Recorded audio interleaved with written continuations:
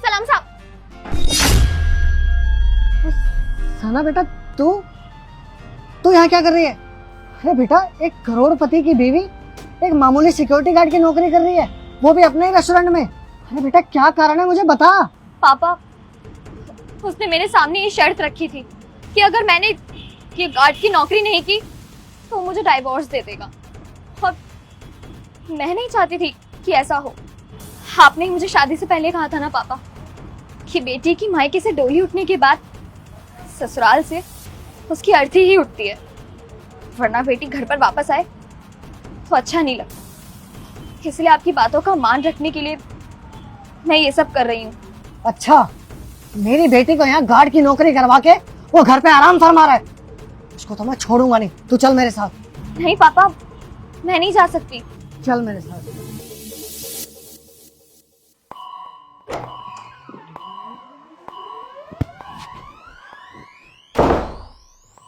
ये सब क्या है शेखर?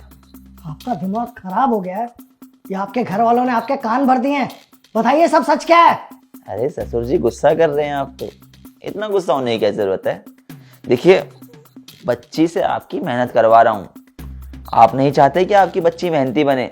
देखिए, आप तो अपनी बच्ची को कामचोर बनाने की बात कर रहे हैं, ये कोई अच्छी बात थोड़ी ना है। मेहनत करवा रहा हूँ, उससे करवाने दीजिए ना। अरे मैं मेहनत की कदर जानता हूँ, और मेरी बच्ची पढ़ी लिखी है। अगर कोई मैनेजमेंट का काम करे तो अच्छा लगेगा। अरे अपने ही पति के रेस्टोरेंट में सिक्योरिटी गार्ड की नौकरी कर रही है वो। अरे आपको पता भी है, अपनी बेटी को सिक्योरिटी गार्ड की नौकरी करते हुए देख के एक बाप के कलेजे पे क्या बीत रही है, ये सिर्फ मैं ही जानता हूँ।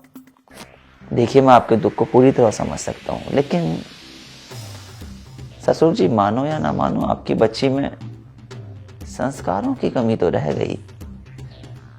संस्कार सिखा रहा हूँ, उम्मीद करता हूँ ये काम करते करते बहुत संस्कारी बन जाएगी जल्दी, और लोगों से अच्छे से पेश आएगी। मतलब आपका कहने का ये मतलब है कि मेरी बेटी के अंदर संस्कार नहीं है, बदतमीज है मेरी बेटी? देखिए, आपको बुरा लगेगा, लेकिन कहना यही चाहता हूँ कि आपकी बच्ची बदतमीज है, तमीज नहीं है उसे। अरे ऐसा कह कैसे सकते हैं आप? ससुर जी, मैं ये सब कुछ इसलिए कह रहा हूँ क्योंकि आपकी बच्ची ने कुछ काम ही ऐसा किया है।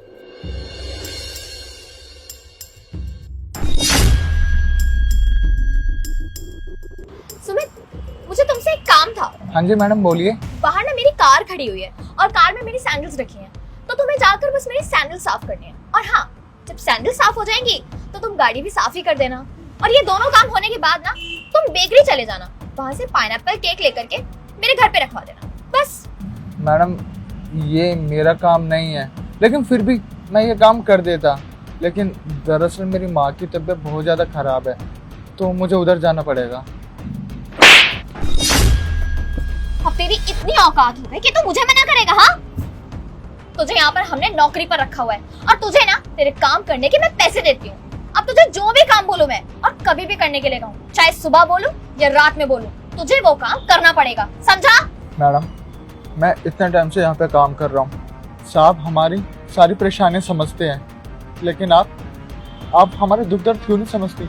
मैंने बोला ना कि मेरी माँ की तबीयत खराब है। तुम्हारे जो साहब है ना, वो बहुत ही ज्यादा भोले और मासूम है। तुम लोग ना उनकी आंखों में धूल झोंक सकते हो, लेकिन मेरी आंखों में धूल नहीं झोंक सकते। तो जितना कहा है ना उतना करो। तुम्हें यहाँ नौकरी पे रखा हुआ है हमने। तुम जैसे लोग ना वैसे भी यहाँ पे काम करना डिजर्व नहीं करते हो, लेकिन हमने फिर भी तुम्हें यहाँ पर नौकरी पे रखा हुआ है ताकि तुम जैसे लोगों का घर चल सके और दो पैसे तुम्हारे घर में आ सके। फिर भी तुम लोगों की इतने नखरे हैं। मैडम, आप प्लीज समझिए, मेरी माँ की तबीयत खराब है, मुझे जाना पड़ेगा उनके पास। बाकी तेरी लाइफ में क्या चल रहा है उससे मुझे कोई मतलब नहीं है। और वैसे भी तेरी माँ की तबीयत खराब है ना, तो माँ के इलाज के लिए और उनकी दवाइयों के लिए तो तुझे पैसे चाहिए होंगे, और वो पैसे कहाँ से आते हैं? इसी नौकरी से। अगर तू चाहता है कि तेरी ये नौकरी सही सलामत रहे, तो तुझे वो काम करना पड़ेगा जो मैं कह रही हूँ, वरना तुझे अपनी इस नौकरी से ना हाथ धोना पड़ेगा। तो चुपचाप जा और अपना काम कर।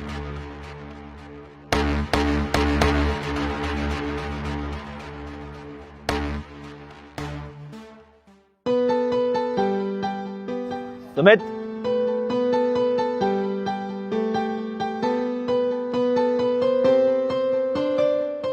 कल से रेस्टोरेंट आने की कोई जरूरत नहीं है। सर मेरी क्या गलती है? अरे कोई गलती नहीं है तुम्हारी। मैं चाहता हूँ कि तुम अपनी माँ का इलाज अच्छे से करवाओ। और हाँ, अगर पैसों की जरूरत हो तो मुझसे आके बोलना। बाकी सुमित, सना की तरफ से मैं तुमसे माफी मांगू। नहीं साहब, आप माफी मत मांगे।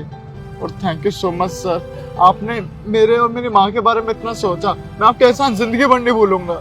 एहसान वाली तो कोई बात ही नहीं है भाई। तुमने हमारे बारे में इतना सोचा है, हमारा इतना ख्याल रखा है, तो क्या हमारा फर्ज नहीं बनता कि हम तुम्हारा ख्याल रखें? अब तुम देर ना करो, माँ का इलाज करवाओ अच्छे से और जाओ यहाँ से, ठीक है?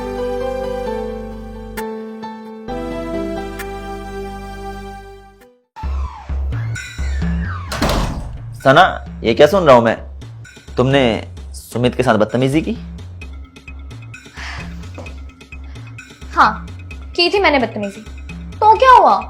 तो ठीक है, फिर मैं भी तुम्हारे साथ बदतमीजी करने वाला हूँ। तुम्हारे सारे कार्ड्स ब्लॉक हो रहे हैं और तुम्हें जेब खर्च भी नहीं मिलेगा। शेखर, ये क्या कह रहे हो तुम? Wait a minute darling, let me complete. बीच में टोक रही हो तुम तो। Bad habits. और हाँ, तुम्हें सुमित की जगह चौकीदार की जॉब करनी पड़ेगी, वो भी तब तक जब तक सुमित वापस नहीं आ जाता। Shekhar, what the hell are you saying? मैं ये नहीं कर सकती। करना तो पड़ेगा। मैं भी देखती हूँ कि कौन मुझसे ये काम करवाता है। तुम्हारा प्यारा हस्बैंड, आई मीन तुमसे मैं करवाऊंगा डार्लिंग, और तुम्हें करना पड़ेगा। आखिर तुम अपने पति की बात को कैसे टाल सकती हो? और मैंने कह दिया तो फिर तो पक्का करना पड़ेगा। अगर नहीं करोगी तो तलाक के कागजात तुम्हारे पास आ जाएंगे। फिर या तो ये घर या फिर चौकीदार की नौकरी। पूरे 1 घंटे का वक्त है तुम्हारे पास। या तो जॉब कर लेना या फिर तलाक के कागजात पर दस्तखत। फैसला तुम्हारा है। Best of luck darling, see you. Shekhar, Shekhar, Shekhar, मेरी बात तो सुनो। Damn it. बेटी, दामाद जी जो बोल रहे हैं वो सब सच है? अरे बोल बेटा, चुप क्यों खड़ी है? ससुर जी, क्यों बच्चों की तरह बिहेव कर रहे हैं आप? आपकी बच्ची की खामोशी बहुत कुछ बोल रही है। समझ जाइए इसकी खामोशी को। इसकी चुप्पी बता रही है कि जो भी मैं बोल रहा हूं वो 100% सच है। सना, देखो, पति हूं तुम्हारा, दुश्मनी नहीं है यार तुमसे। प्यार करता हूं तुमसे और बहुत ज्यादा प्यार करता हूं, लेकिन जो तुम्हारा व्यवहार था सुमित के प्रति बहुत ज्यादा गलत था। देखो, पत्नी हो तुम मेरी, तुम्हें सबक सिखाना, तुम्हें अच्छे संस्कार सिखाना भी कहीं ना कहीं फर्ज है मेरा। अगर तुम्हारे संस्कार अच्छे होंगे, तुम्हारी वाणी अच्छी होगी, तुम्हें दूसरों से बात करने की तमीज होगी, तो कहीं ना कहीं इससे हमारे परिवार को फायदा होगा, हमारी आने वाली पीढ़ी को फायदा होगा, हमारे परिवार का आपसी प्रेम हमेशा बना रहेगा।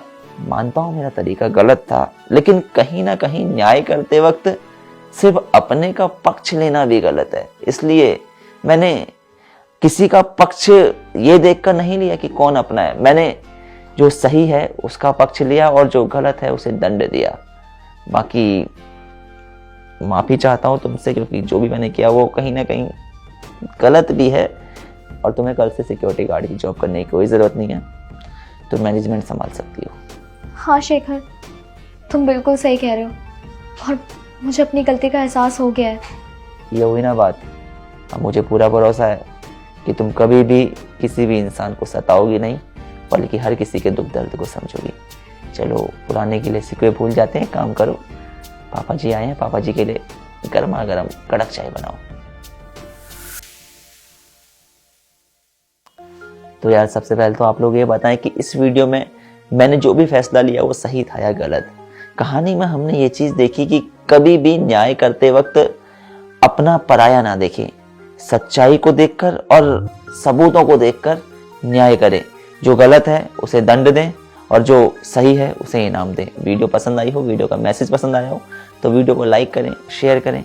मिलते हैं आप सभी लोगों से जल्द एक नई वीडियो में एक नई स्टोरी के साथ।